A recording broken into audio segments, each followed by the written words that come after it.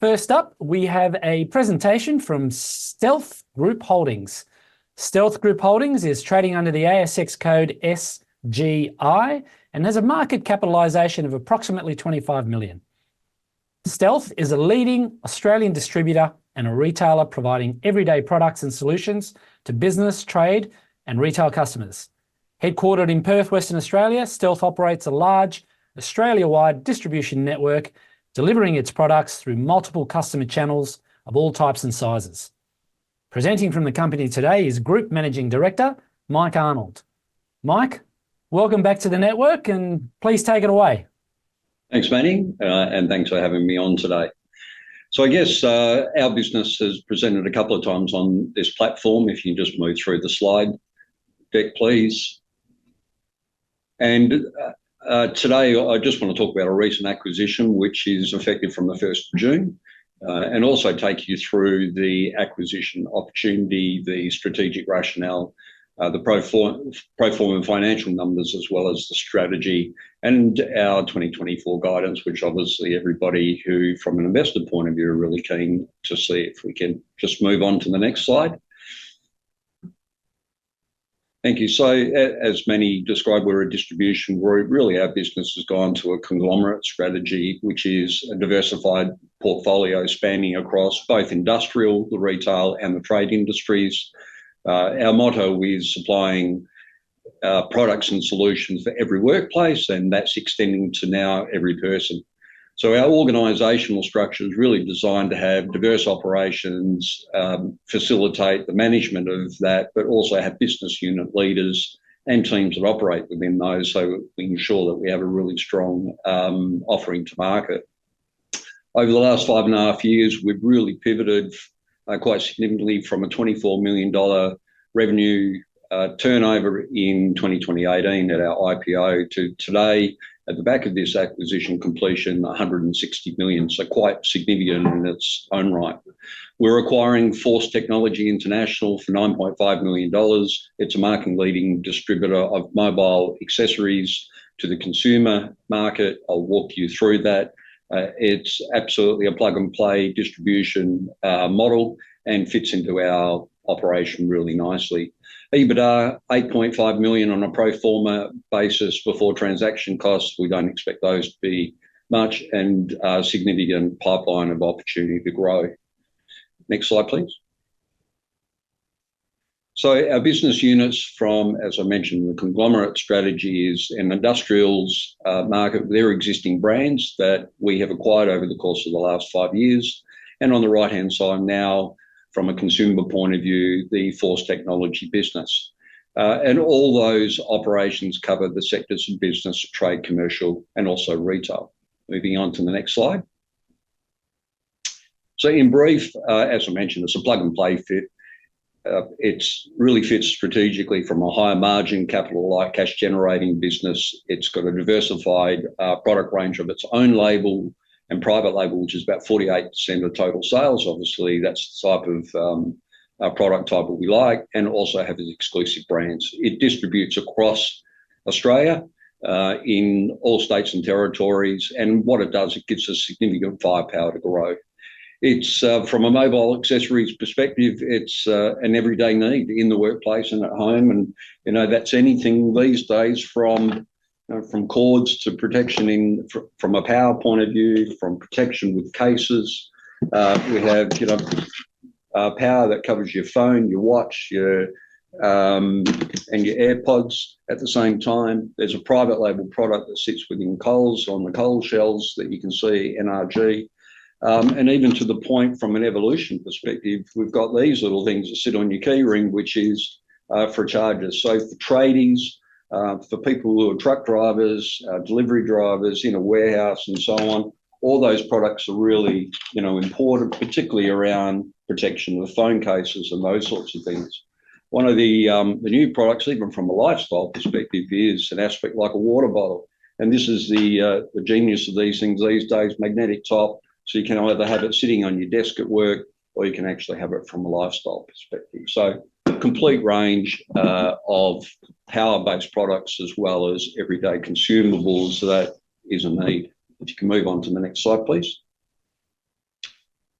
So strategically, it fits. Our strategic rationale has been really consistent for the last 5 or so years, where we completed our first major acquisition October 18.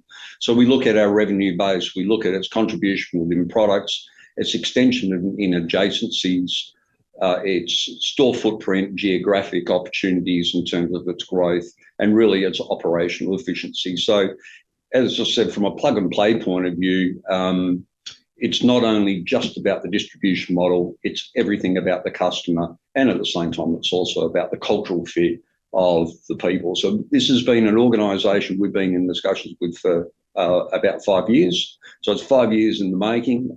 Fantastic strategic fit, so much opportunity upside. Can just move on to the next slide, please. So the transaction, we're buying 100% of the shares, as I said, for 9.5 million. That's an implied multiple of just less than 4 times EV of EBITDA, and that's consistent over the last 2 years. There is an outperformance payment in FY26.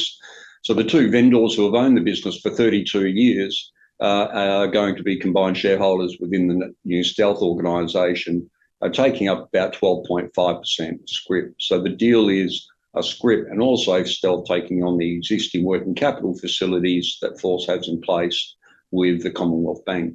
So we've done this for future strategy, for future growth and development with the vendors, and they'll be around for at least a 2-year period. There is a CEO in place and a management team that's been in place for 5 years, so it's business as usual with an opportunity to grow. From a financial metrics perspective, it's EPS accretive immediately on a pro forma basis, about 40%, 25% before any synergies for next year. Our debt level is 1.3 times leverage, and be around about 1 times in the course of 12 months' time. So we've really focused in the last 4 years of paying down the debt. We've paid another $1.2 million down in fixed debt, which only leaves about $1 million now. So we've really got a good, strong balance sheet to be able to take this business forward. Typically, you'll find synergies in these sorts of transactions. So $1.2 million of cost synergies that we'll get the full benefit of in year 2. Equally, from a profit point of view, immediate channels without even looking at new growth opportunities gives us the about 2.3 million, which will occur in the second year as well. So most of that will start in the first year, the full benefit in the second year. And we're expecting to close this out over the course of the coming 5-6 days. Next slide, please. So collectively, $150 million in baseline revenue before any growth planned in next year. We have a pipeline of $60 million for FY25, $8.5 million of EBITDA. 90% of the products that we sell are non-discretionary items, so it's defensive in terms of its end market. Stealth operates in a $60 billion market. It's a $1 billion wholesale accessories market with Force, which has about 5% of total market share. And we expect that to double in the course of the next 12 to 18 months. 250 people, 61 of our own company asset stores, as well as independent operators that join our group. We now have 3,310 reseller stores that operate Australia-wide. So it's a significant operating platform, unrivaled anywhere in any market across Australia. So it's going to be a great journey. Next slide, please. Next one. So Force, 32-year business, 44 million in revenue, as I mentioned. It wholesale distribution, it designs, it manufactures, it also markets and it sells accessories, both in the business sector and also lifestyle. Its range is quite diverse in terms of its phone, tablets, its screen protectors, its audio, automotive, which fits in really nicely with what we have today, as well as data and charger cables. So every individual that's online today, everyone in your office that you have working for you or working with you, everyone has a cord. Everyone needs a portable charger. Everybody needs audio headphones. It's an everyday essential necessity that is obviously a requirement, and that's what we like about it. The new channels, obviously, education is a massive area, construction, manufacturing, energy, government, particularly in areas like police force and military, and healthcare. absolutely a necessity to have these types of products sitting in those sorts of sectors. So we're going to be pushing hard and taking the products into that new area, new adjacency, existing platforms that we have customer relationships. So it's about penetrating that. Next slide, please. So just to give you a picture view of that, got our own private label product, which is EFM. We also represent exclusively in certain verticals, Otter Brands, which is a great, global brand, about $1 billion US business, and cover all those areas that I've mentioned already. If you can move to the next slide, please. So customer channels, telco, convenience, consumer electronics, and independents. Major brands, JB Hi-Fi, Good Guys. Macquarie came out on the 21st of May and said that they've actually been moved in terms of their analysis of that company to a outperformance over the course of the next year or two. We are, our product EFM, as well as our Balcom product, is within those stores, but it's also in Officeworks and Retrovision. Coles and 7-Eleven, we have private label product that sits in there specifically designed for those particular stores. And then we've got the independents and the online marketplaces with that. Vodafone, Telstra, Optus are all stores that is distributed to as well. Next slide, please. So from a percentage and total sales perspective, these are the brands we represent: Samsung, Casemate, Belkin, Lifeproof, Otterbox, the Pop Sockets, private label brands, and our own brand, which is 30% of total sales. Next slide, please. So for every workplace, these are the types of products we're going to be pushing out on a construction site, in an automotive. These products are designed specifically for that workplace environment, and this is the massive new opportunity for the Force business as they move, combined with the Stealth business today. Next slide, please. So key messages on this: plug and play, fits really nicely to our existing distribution model. It's a high margin product, it's capital light, it's cash generative, so it ticks all the boxes in that regard. The opportunity within the private label area and the own label within our industrials business, a lot of those brands we just showed you, there's an opportunity to expand that in our own range, which generates margins between 50% and 70%, not our average of 30%. We've got now significant firepower with 3,300 new distribution outlets. However, all those particular customers have workplaces, they have warehouses, they have distribution, they have people wearing workwear clothing, they require everyday consumables. So we're going to be looking at providing product not on the shelf, but actually to those customers for their own businesses. And the mobile accessories as an everyday need.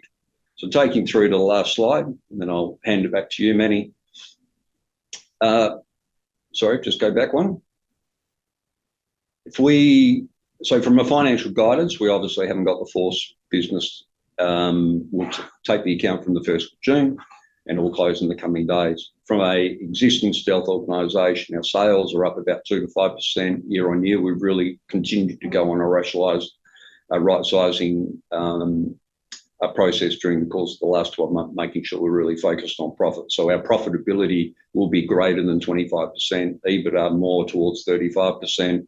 Net profit will be in excess of 25%, which obviously then drives our EPS accordingly, plus 25%. And our capital expenditures are up a couple $100,000, which has been in tech. So we've been really disciplined in our approach. It's great. Our profitability is increasing, 25% increase in this market when predominantly all companies are actually having the opposite effect. Is a fantastic result and just shows the robustness and strength of our business as we go forward. So thanks, Manny. I appreciate you allowing me the time to take everybody through that new acquisition. This will be up on the ASX today, been on the Finance Network, News Network platform today, and obviously across Share Cafe. All right, Mike. Thank you for that. Exciting times. Looks like a great acquisition. Now, whilst you were giving that prezzo, we've had quite a few questions come in actually from our participants. Now, I might not be able to ask them all because we're not going to have time, but I will. I'll get a couple done, and the ones that I don't, and there's one question in particular that's coming which is very specific and detailed, we will pass those questions on to Mike, and he can come back and answer those online for those of you that have put your names on it, of course. So, Mike, first one I might give you is a question around the integration of the acquisition, in particular with regards to management. So the question is, how will Force be integrated into the Stealth business in terms of key management leading the new unit? So there's two distribution or business units. We have an industrials business distribution unit. We also have a consumer. So the back end will be consolidated, and we're talking finance, technology, legal, human resources, typical aspect. But in terms of its customer facing, it's those particular channels will still be owned by the Force business and the current management team. What we will be doing is having a development team focused on cross-selling to customers, cross-selling the category management and the experience. So it will be taking and dragging different individuals with different competencies based on those relationships to expand the offering. And, in its most simplistic term, we have a distribution chain that has stores, sales force, online channels, distribution centres, delivery platforms. All those are consistent. Plug and play means putting the products through those channels, and it's how you manage the customer at the end, and every customer has a different requirement. So we've got an infrastructure to cater for that. Okay, great. Now you've touched on this in the presentation, but I'll ask the question anyway, just to clarify it. What is the lockup period, if any, for the Stealth shares issued to the Force vendors? There is no lockup. So I specifically didn't put an escrow on these, and these guys are motivated. The two vendors, they've got history, 32 years with the same company. Their motivation, and they've been watching the Stealth business for 5 years. They like what they can do. They're going to contribute to the wider Stealth business. There's a number of strategic initiatives that are in play. Their incentives are about the outcome of the FY26. So there's a cash component that they'll receive on the performance of Force, but that will obviously drive share price on Stealth. So their motivation is going to be, at least for a couple of years, to be along for this journey. So, when everybody wants people locked in, we don't need to. It's absolutely there for the long-term journey. Okay, and one more question before we wrap it up, Mike. Sure. There's a question here, just questioning, what are your strategies for growing market share now going forward? Is it acquisition-based, organic, combination? Yeah, good question. We've been really clear and consistent for 5 years now, or 5.5, and that is we have a strategy that is organic and inorganic. So at $160 million base, there's $60 million of organic opportunity that we're currently working on, and we're looking for most of that to drop into the 2025 period. We have a growth strategy over the 3 years thereafter to get to $300 million in sales, and that's a combination of organic growth as well as acquisition-based. So if every acquisition we've done has been between 3 and 4 times multiples, our peers are buying companies between 6 and 9 times multiples. So we're disciplined about the way we go in our acquisition. We don't load up our balance sheet. We also make sure that obviously it's the right strategic fit and, fits our operating model. So it makes sense in the current environment for us to be able to consolidate where commercially it makes sense and it adds value to shareholders. And I'm the largest shareholder. So, my motivation is not only about making sure that the organisation has long-term growth with both acquisition and organic perspective, but also making sure that we obviously demonstrate value for the wider portfolio of investors that obviously are in our group. We've increased our investor base by 100% in the last 12 months. So we're getting out there. A lot of people are starting to recognise this. We've come under the radar, and a lot of exciting times coming forward. Manny? Mike, thank you for that today. It was great, and have a fantastic weekend. We'll see you soon. Thanks very much. Thank you, mate.